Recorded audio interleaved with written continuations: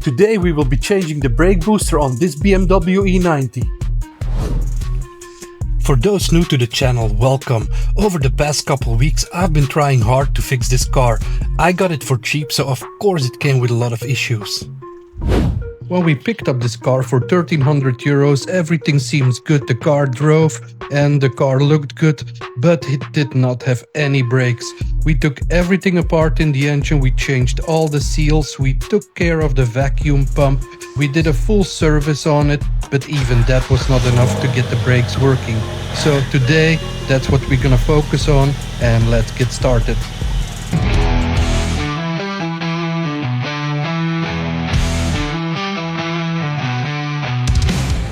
And that is where this comes in. This is a second-hand brake booster which we're gonna be installing on the car today.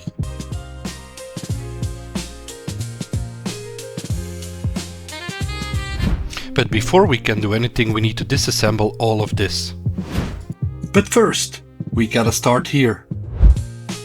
To gain access to the bolts that keep the brake booster attached to the firewall and the clip that holds your brake pedal in place, we gotta remove this panel that sits above your legs.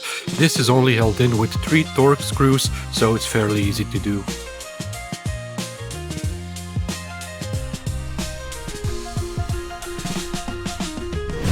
Once I remove this panel, I can clearly see where the clip is that holds your brake pedal in place and where the bolts are located to remove the brake booster from the firewall. Now, upon closer inspection, I can clearly see there is a leak at the brake booster, so I'm pretty sure that's the issue that we have. So let's get cracking and get this out. After changing the vacuum pump, we still had no brakes. I was kinda hoping that would have been the solution to our issue, but clearly not. Honestly, I had always in the back of my head that we had to change this brake booster, but I was hoping I didn't have to do this. But now, after finding that leak on the inside, I kinda know there is no way around it, so yeah, let's just get cracking. To remove the brake booster, we first gotta release the clip that holds in your pedal, and then there are just 2 13mm bolts that hold the brake booster to the firewall. Once you have these removed, there is still 1 pin that you have to remove, and then the inside is done. What I'm doing here is I am just sucking out the brake fluid from the reservoir so we don't have big spills when we disconnect the brake lines that go to your DSC and to your master cylinder. There are 6 lines that go to the DSC, which you have to disconnect to get that module out, so you can create a bit more space for the brake booster to be wiggled out.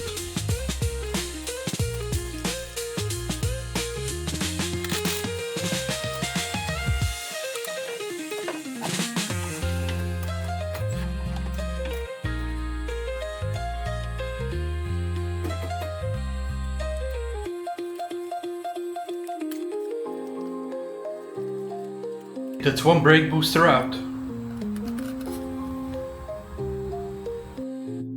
Okay, so we got the brake booster out. Now here we have the new one, the old one. As you can see, the new one didn't come with the master cylinder and the reservoir and the pipe. So we gotta transfer all of this over to here. I got a new return valve for that. And I got all new seals. So yeah, let's get on it.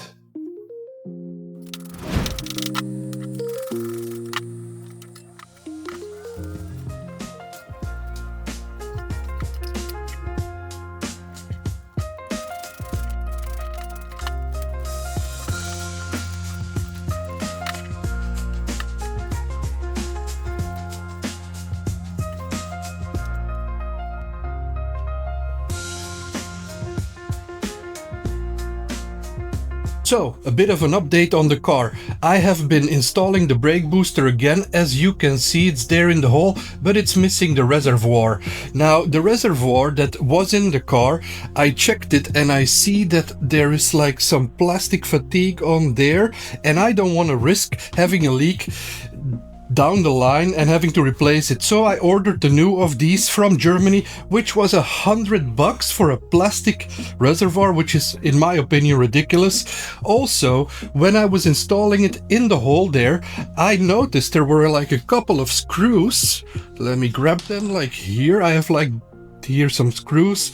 Now these screws make me believe that this brake booster already was replaced in the past. So I checked the old booster, and what I see is indeed there is like a date on there, and it's done in 2013. So this booster lasted for 12 years in the car, and now we're doing it again. That's a good find. So we know that these boosters tend to break down because that's already not from the factory, and we're doing it again.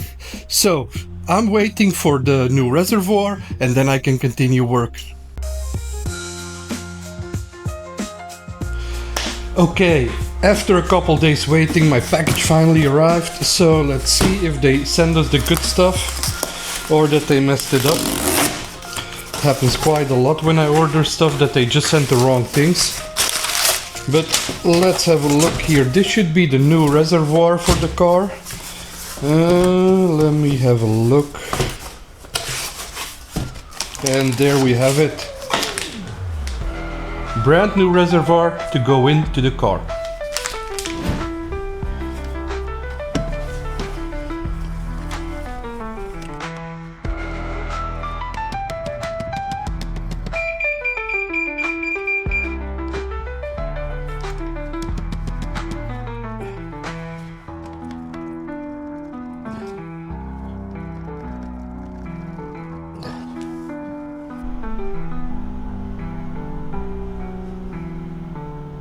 Okay, so we installed all the hardware, the brake booster, the reservoir, everything is connected and ready to go.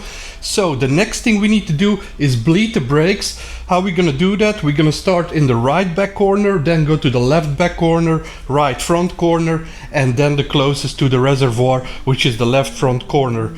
So the first thing to do is take these wheels off.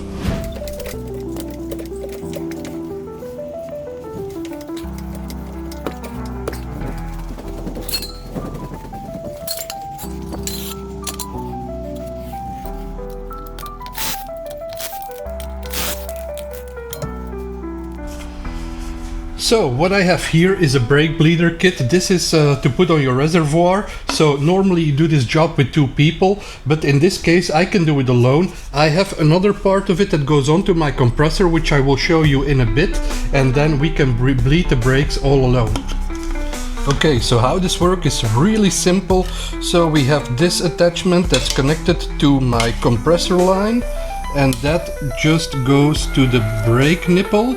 And yeah, we just gotta crack that loose, and that way it will vacuum fill the system.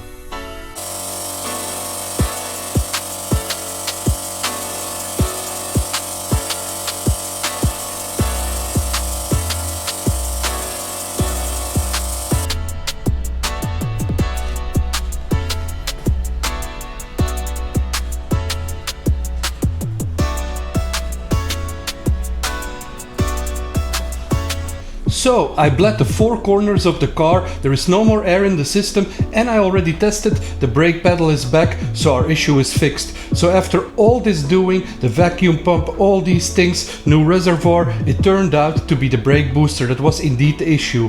Now for this episode I'm gonna keep it at that, because you see there are no wheels on the car right now, and that is because tomorrow they're gonna get picked up to get new tires. So please like and subscribe if you like this video, and yeah, tune in for the next one. Thank you.